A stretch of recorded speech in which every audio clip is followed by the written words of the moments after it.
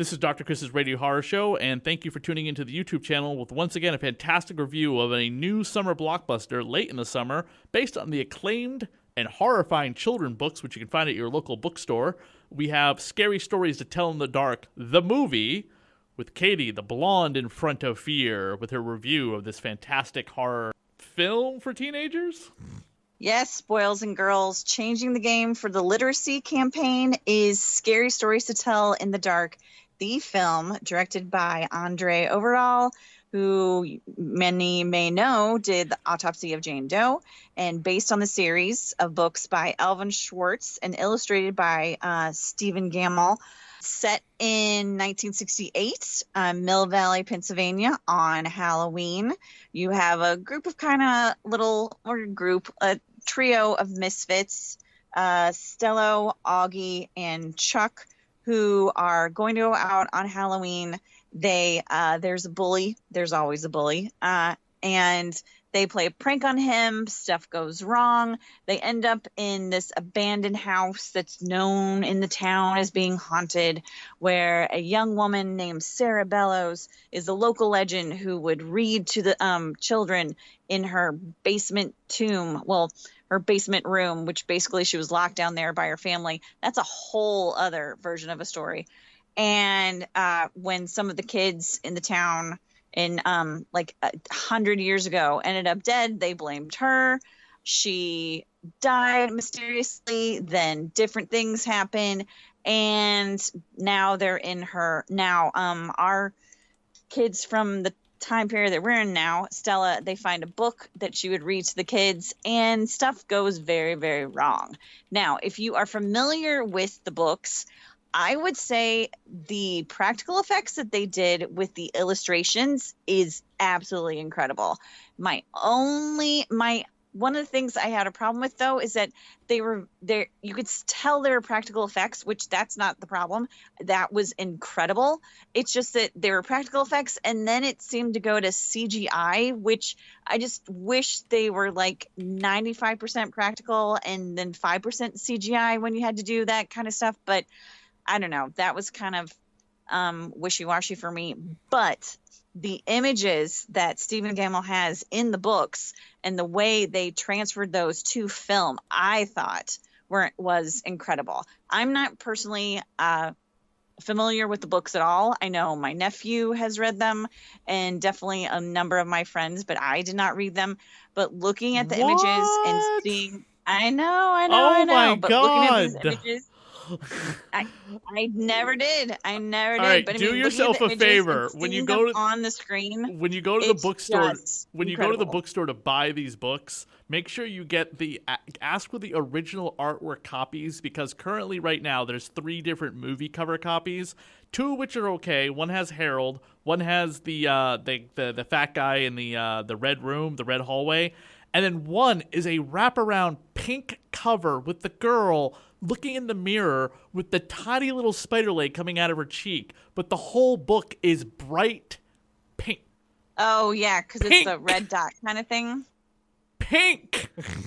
I can't emphasize this word anymore. The original books are black and white gothic horror. Just gotta point that out. And that was one of the scarier ones and she ends up, I don't know. Spiders, I don't have a problem with. I don't have a problem with a spider. I have a problem with multiple spiders. I would say that I think a lot of people would too. I liked how each one of the stories kind of invested in, our main character's fears or something, like a point of story in their lives, except for the story of Chuck. I didn't feel like what happened to him had any influence on who he was or what he was at all. Although the creature, that's the one, the woman from the redwood, that was one of the scariest things that I've ever seen. I love I think Harold, you had mentioned, that's the one that starts it out, and that's kind of a, I would say that's kind of one of those stories, like, with a moral to it, which was one of the only ones that really did have a moral to it. I don't know. I thought I kind of wonder if this whole thing would have been better as an anthology, Right. rather than people like reading the book and the stories happen. Because one of the things with stories like this is I feel like it's like they need to have a moral to them. Like there's a reason why these things are happening. You learn a lesson, someone does a bad deed, and this is the repercussion for that. And the only person who really did a bad deed was the bully in the beginning. And then Harold the Scarecrow came after him, which, I mean, kudos to them. That was great direction. That was fantastic effects. Great, amazing acting. And the end result is just frightening, like truly frightening, with the Harold story. With the other ones, I mean, it was not great. I really liked the thing with Augie and the toe, Ramon and that guy that falls to pieces. And then, when the audience finds out what happens to Sarah Bellows, which is one of those things, like they actually had places called disappointment rooms where families who had someone who was different than the norm, they would shove them there. Apparently rich families did. They would shove them there out of the way of public eye so that the family wouldn't be scrutinized, which is just beyond my thought process that people would be that cruel. But again, I'm surprised every day by the human race. So it really doesn't surprise me when I think about it. This film sets it up for sequels. I'm not sure how that's supposed to work. And also, I don't understand how some of the people, I don't know, it just seems like parents aren't involved in this. It's a big chunk of this town at all. But I mean, I feel like my nephew would definitely like it. The older one, the younger one, I think it'd be a little bit too scary for him. It's definitely is it too scary for adults or scary for adults? I mean, there's some images that are definitely haunting, but it's definitely a kid's movie. And, when you're starting out, you need a modern day, like, let's get the kids on something right now rather than going for a classic. I don't think this is necessarily bad, but this is coming from someone who has no knowledge of the books whatsoever. So I had no expectations for it. And for that, I say, I don't think it's a bad film. I mean, I think it really is key on the direction and the practical effects and the performance by Zoe Margaret Coletti, who plays Stella Nichols. So if you're going to go see a movie, if you're out and about, want to see a scary movie, it's not bad. I mean, I know that's not like a glowing review, but in my opinion, I think there probably are, better scary movies out there right now. But I mean, I didn't think this was, I don't know. It's not like I have a big, strong feeling about it, but it wasn't bad. So I'll give it that. Here's how the movie should have been, I think. I think all of the main characters could still have been in the movie in lesser roles because I didn't care about anybody other than our main girl. And she could have found the book. They could have done their whole trick-or-treat thing. They could have gotten locked in the house. But then they tell the tales from the book, like Trick or Treat or Creep Show. And then we have like maybe 5 of the most popular stories from those books being told to the audience in miniature little films within the film itself. And at the end, they escape. They all live happily ever after. This whole plot line being left at the end of the movie where she's going to use the book to get her friends back. It's like, how exactly are you going to do that? Yeah. That's I the didn't only understand thing. that at all either. Yeah, I didn't get that. I still enjoyed the movie for their attempt to do it. I just think there was too much studio. I don't know if there's any backstory behind this movie. I didn't hear about any production problems with this movie. Guillermo del Toro produced this movie. That doesn't really mean a whole heck of a lot. But we'll have to wait and see after the movie's big gross this weekend because it just came out. There might be some backstory about why they went the way they did because honestly, I think they should have gone along the lines of Trick or Treat where there's a bunch of stories that interconnect and intertwine. Not this is like the Last Action Hero.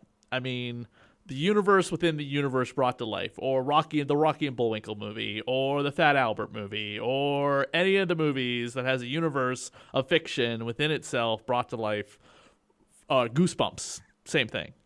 So yeah, I could relate it more to Goosebumps. I will say this for a warning for parents, and maybe some people who don't even know what this is, that parents will need to, probably explain what a draft dodger is, because it's kind of a you mean the president of the United States? Sorry, just got to clear my throat. Well, that's the thing. I mean, but kids now won't know what that is. I mean, even when I was talking to some people that were, in their 20s, they didn't know what that was, and they didn't know what the draft was. And I'm like, oh, okay, well, let me teach you some teaching. So there's that. And there's also, a very, some racist terms in the film that people should be aware that you're going to need to talk to your kids about too. But yeah, I thought I didn't get the ending. I didn't understand why. I don't understand how that's going to work. That really confused me. I mean, I get to make a sequel, if you're gonna try and do a Jumanji thing, like take the book, but the book, I think, has lost its power once it got to where, what needed to be done and stuff. And at that point, I kind of thought everything would have gone back in place and stuff, but it didn't. And yeah, I'm really not understanding how they're going to do the sequel and like how she's going to like find her friends with the book, but we'll see. I mean, as from what I've read, it is #1 at the box office. It definitely was on Friday. And I'm thinking from the rest of the weekend, it was looking like it was #1. So good for them. I mean, like I said, I think it does have great direction. I think Zoe Margaret Coletti, she's a star. I think she's amazing. And practical effects, yes, that I do normally expect from Guillermo del Toro. So it's nice to see that Andre Ardel is having the same influence. But yeah, we will see. Thank you, Katie, for your excellent review of Scary Stories to Tell in the Dark. Go buy the books, read the books, then come back and watch the movie. Again, it's okay if you like some movie posters. We are giving away some. We were giving away some miniature movie posters on the Radio Horror Facebook page. You can go there, send us a message if you'd like one, if you live in the local area, and come by and pick it up. Thanks, everybody.